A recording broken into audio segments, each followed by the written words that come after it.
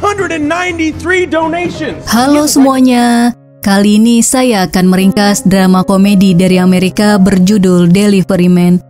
Film diawali dengan memperlihatkan David Wozniak yang bekerja di toko daging milik keluarganya. Saat dia bekerja, saudara laki-lakinya Alexi sedang berbicara dengan istrinya yang sedang hamil. Dia kemudian memberitahu David untuk jangan memiliki anak. David memberitahu saudaranya bahwa dia menanam pohon terlarang di rumahnya untuk membayar hutangnya sebesar $80.000.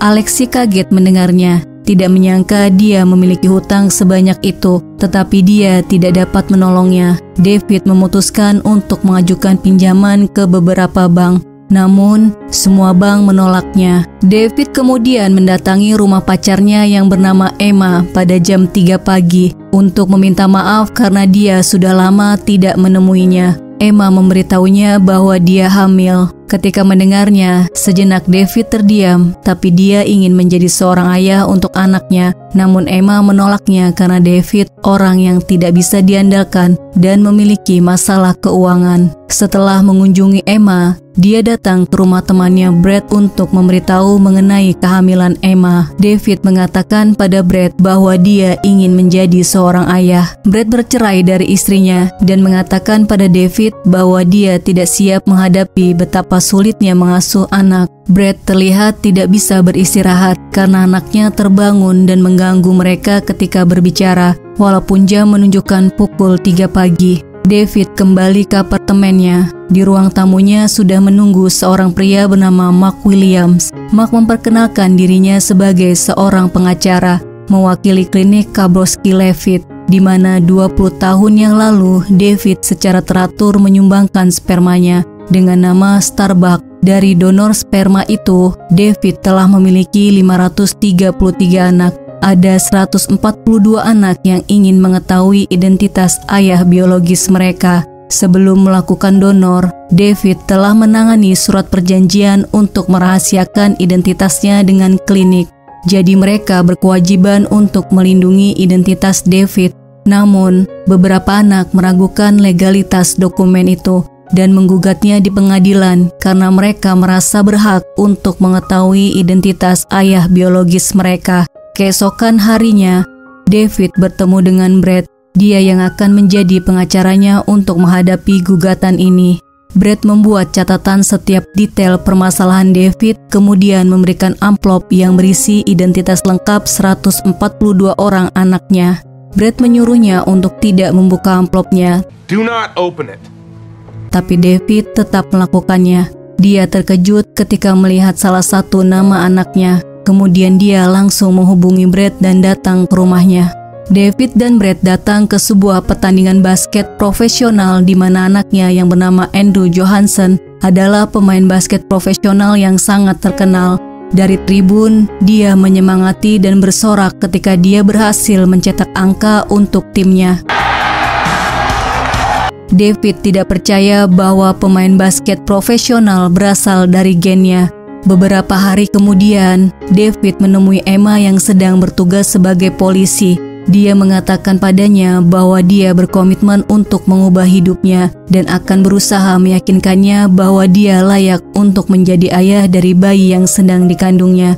Kembali ke toko daging, Alexi mengeluh kalau dia kurang tidur karena harus menjaga bayinya yang baru lahir. Tetapi di saat bersamaan, dia tidak bisa menahan diri untuk memberitahu mereka betapa dia menyukai dan menyayangi bayinya. David memberitahu mereka bahwa pacarnya sedang hamil. Mereka mengucapkan selamat padanya, meskipun mereka tidak mengetahui bahwa dia memiliki pacar. Malam itu, David melihat salah satu profil anaknya bernama Josh yang bekerja sebagai barista. Keesokannya, dia mendatangi sebuah coffee shop untuk bertemu dengannya, tetapi Josh terlihat tidak sopan ketika melayaninya. David memberitahunya bahwa dia seharusnya bersikap baik dan tersenyum kepada pelanggan. Josh memberitahunya bahwa dia sedang kesal karena dia melewatkan audisi untuk menjadi aktor. Dikarenakan dia harus bekerja, David menawarkannya untuk menggantikannya bekerja dan dia bisa menggunakan truknya ke tempat audisi. Coffee shop itu dipenuhi pelanggan dan David membuat kekacauan karena dia tidak bisa membuat kopi. Hingga akhirnya pemilik coffee shop itu muncul. David berusaha untuk menjelaskannya, tapi pria itu memutuskan untuk memecat Josh. Ketika Josh datang, dia menyadari kalau dia kehilangan pekerjaannya, tapi dia tidak merasa sedih karena dia telah mendapatkan peran di audisi itu. David sangat senang karena dia bisa membantu Josh. Congratulations, man. Kembali ke apartemen David, dia melihat profil anaknya yang lain. Kemudian dia mendatangi sebuah apartemen seorang wanita muda dan berpura-pura menjadi pengantar pizza. David melihatnya berteriak di telepon dan menangis karena dia memiliki hutang. David dengan canggung menjelaskan bahwa pizzanya gratis, namun wanita itu menyuruhnya pergi meninggalkan apartemennya. David mengintip ke dalam kamar tidurnya dan melihat dia tidak sadarkan diri karena minum obat. Kemudian dia membawanya ke rumah sakit. Wanita muda itu bernama Christine. Dia tidak diizinkan untuk meninggalkan rumah sakit tanpa tanda tangan orang tuanya. Christine memberitahu bahwa David adalah ayahnya, walaupun dia sebenarnya hanya asal bicara agar dia dapat keluar dari rumah sakit karena esok hari dia harus bekerja. Di sisi lain, dokter meminta David untuk mendaftarkan Christine mengikuti rehabilitasi, tapi David memutuskan untuk mengikuti apa yang Christine mau. David menandatangani surat itu walaupun dia tidak yakin apakah keputusannya itu benar. Keesokannya David menunggunya di depan gedung kantornya, memastikan dia datang untuk bekerja. Christine menepati janjinya. Dia datang untuk bekerja. David yang melihatnya sangat gembira karena keputusannya untuk mempercayai Christine adalah tepat. Yes. David membuang semua tanaman terlarangnya yang tumbuh di apartemennya dan sebagai gantinya, dia menempelkan semua profil anaknya di dinding. Dia ingin bertemu dan membantu mereka semua sebanyak yang dia bisa. Dia tidak akan memberitahu siapa dia kepada anaknya, tapi dia ingin memberikan pengaruh positif untuk mereka dimanapun mereka berada. Dia ingin menjadi malaikat pelindung mereka. Salah satu anaknya adalah pemain musik jalanan, jadi dia mendatanginya untuk melihatnya memainkan musiknya dan memberikan sedikit tip padanya. Anaknya yang lain adalah pelatih renang, jadi dia datang ke kolam renang untuk berlatih renang. Suatu hari, dia tenggelam dan diselamatkan oleh anaknya. David terus melanjutkan mendatangi anak-anaknya. Perlahan, dia mulai mengenal anak-anaknya walaupun mereka tidak mengetahui siapa dirinya. Don't say that. David berencana untuk tetap melakukannya dan dia memberitahu hal ini pada Brad.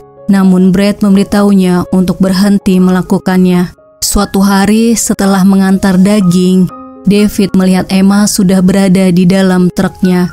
Emma mengatakan padanya bahwa dia akan pergi ke rumah sakit untuk USG pertama kalinya dan Emma ingin David menemaninya. USG berjalan dengan baik. Mereka kemudian duduk di taman, berbicara mengenai anak dalam kandungannya. Emma khawatir kalau dia tidak bisa menjadi ibu yang baik, namun David menyemangatinya dengan mengatakan bahwa memiliki anak adalah hal yang terindah dan dia akan menjadi ibu yang baik. Keesokannya David menemui anaknya yang lain, bernama Ryan yang tidak normal. David menemani dan membantunya sepanjang hari. Setelah itu, dia pergi bertemu dengan anaknya yang lain. David mengikutinya berkeliling dan memperhatikan bahwa dia memiliki banyak pasangan. Dia kemudian mengikutinya ke sebuah pertemuan dan duduk di antara mereka. David tersadar bahwa pertemuan itu adalah untuk anak-anak Starbucks yang sedang berusaha untuk mencari tahu mengenai identitas ayah mereka. David mencoba untuk bangun dan pergi dari sana, di mana sebagian besar anak di ruangan itu mengenalinya. Namun pembawa acara pertemuan itu berpikir bahwa dia memiliki pertanyaan untuk diajukan. Dengan kikuk, dia mengatakan bahwa tidak penting siapa itu Starbucks. Apapun yang terjadi, kalian semua adalah saudara. Ketika dia keluar dari pertemuan itu, Christine melihatnya dan mereka berpelukan. David berbohong dengan mengatakan bahwa dia ayah angkat Ryan dan dia datang untuk mewakilinya. David bergegas keluar dan bertemu dengan Brad yang juga berada di pertemuan itu untuk mencari informasi agar mereka dapat memenangkan kasus itu. Brad mendesaknya untuk berhenti menemui semua anaknya karena bisa membuat mereka kalah dalam kasus itu. David tiba di apartemen. Penagih hutang sudah menunggunya dan mereka menenggelamkannya berkali-kali. Sekarang hutangnya bertambah menjadi $100.000. Setelah itu David menelpon teman-temannya dan keluarganya untuk meminjam uang, tetapi mereka semua menolaknya. Selesai menelpon, di ruang tamunya dia melihat seorang pemuda berdiri di sana. Pria itu memperkenalkan dirinya sebagai Vigo. Dia adalah salah satu anak kandung David. Vigo memperhatikan David di pertemuan hari ini dan menyimpulkan bahwa dia adalah ayahnya. Vigo bertanya apakah dia bisa tinggal selama beberapa hari. David mengizinkannya karena dia khawatir Vigo akan memberitahu identitas Starbuck ke anak-anak yang lain. David mengajak Vigo bermain basket dengan keluarganya, namun dia bermain dengan sangat buruk, tetapi dia menikmatinya. Setelah itu, mereka makan es krim bersama. Vigo mengajaknya untuk datang ke pertemuan anak-anak Starbuck. David datang ke pertemuan itu sebagai ayah Ryan karena dia tidak bisa hadir. Mereka berkemah di tepi danau, menghabiskan hari mereka dengan berenang, bermain catur, jalan-jalan, dan menikmati kegiatan lainnya yang menyenangkan. Wow! Saat matahari terbenam, David mengajak Ryan untuk melihatnya bersama-sama, kemudian mengantarnya kembali. Sebelum pulang, David berbisik di telinga Ryan, mengatakan bahwa dia adalah ayahnya dan dia akan selalu ada untuk menemaninya. Keesokannya, Emma datang ke rumah keluarga David untuk bertemu dengan ayah dan saudara kandungnya. Ayahnya menceritakan bahwa dia dan istrinya punya keinginan berbulan madu ke Italia, tapi karena tidak memiliki uang, mereka mengurungkan niat mereka. Kemudian suatu ketika ibu David jatuh sakit dan David memberikan tiket ke Italia untuk kedua orang tuanya. Setelahnya saudara kandungnya menyusul dan mereka menghabiskan waktu yang menyenangkan di sana. Semua biaya David yang membayarnya. Untuk diketahui, David membayarnya dari hasil dia menjadi Starbuck. Kembali ke pembicaraan ayahnya, dia ingin memberitahu Emma bahwa David sering melakukan banyak kesalahan. Tapi Emma juga akan melewati hidup yang luar biasa dengan David. Setelah menghabiskan akhir pekan bersama dengan Emma, David datang ke rumah Brad. Brad memberitahu mengenai pertemuan anak-anak Starbuck ada di halaman depan koran. Bukan hanya itu, semua media juga membicarakannya. Jadi jutaan orang sekarang mengetahui mengenai gugatan yang diajukan oleh anak-anak Starbuck. Brad memberitahunya bahwa ini adalah kesempatan untuk menuntut klinik karena media memberitakan hal buruk mengenai Starbuck. Starbuck. I knew it could be a hobby. Brad mengatakan bahwa uang tuntutan dapat melunasi hutangnya, namun David menolak ide itu. David bertanya pada Emma apa yang dia pikirkan tentang Starbuck. Emma mengatakan bahwa memiliki 533 anak bukanlah hal yang normal. Di tempat lain, penagih hutang datang ke tempat kerjanya dan mengancam keluarganya untuk segera melunasi hutangnya. Ayahnya yang mengetahui tidak mau berbicara dengannya dan saudaranya mendesaknya untuk segera membayar mereka. David tidak punya pilihan lain. Akhirnya dia setuju untuk menuntut klinik itu. Sidang pertama berlangsung dihadiri oleh anak-anak Starbuck. Pengacara penggugat mengatakan bahwa anak-anak ini kehilangan sesuatu dalam diri mereka yang berdampak negatif pada psikologis. Jadi mereka ingin mengetahui siapa ayah mereka. Yang melakukan perjanjian kontrak adalah orang tua mereka dengan klinik. Tapi anak-anak ini tidak menyetujui apapun. Namun mereka yang paling dirugikan. Hakim tampak setuju dengan pernyataan pengacara itu. Sementara di luar, media memberitakan hal yang negatif mengenai Starbuck hingga publik membencinya. Anak-anak Starbuck juga berbicara di pengadilan kenapa mereka ingin sekali mengetahui siapa ayah biologis mereka. Bagi mereka, Starbuck adalah bagian dari diri mereka. Sementara Brad membalas dengan mengatakan bahwa mereka adalah anak-anak yang hebat. Tanpa perjanjian kontrak mengenai kerahasiaan identitas Starbucks, mereka tidak akan ada di sini. Jika anak-anak luar biasa ini tidak hadir di sini, akan menjadi kerugian yang besar. Jadi kita membutuhkan kontrak perjanjian kerahasiaan identitas. Pengadilan memutuskan bahwa Starbucks berhak untuk tetap merahasiakan identitasnya dan klinik dikenai denda sebesar $200.000 karena sudah mencemarkan nama baiknya. Brad sangat senang karena dia memenangkan sebuah kasus untuk pertama kalinya. Sementara anak-anak Starbucks mengatakan pada wartawan bahwa mereka kecewa kasusnya dihentikan. Mereka sudah menempuh seluruh jalur hukum tetapi belum berhasil. Mereka percaya ada cara lain. Pada intinya, manusia memiliki perasaan. Sekarang tergantung Starbucks ingin mengungkapkan identitasnya atau tidak. Saat ini media membicarakan hal buruk mengenainya. Namun untuk mereka, Starbucks adalah orang yang telah memberikan mereka kehidupan dan kebahagiaan. David yang melihat tersentuh mendengarnya. Dia kemudian menemui ayahnya dan mengatakan bahwa dia adalah Starbucks. Ayahnya tertawa ketika mengetahuinya. David mengatakan bahwa dia ingin melakukan hal yang benar untuk pertama kalinya dalam hidupnya.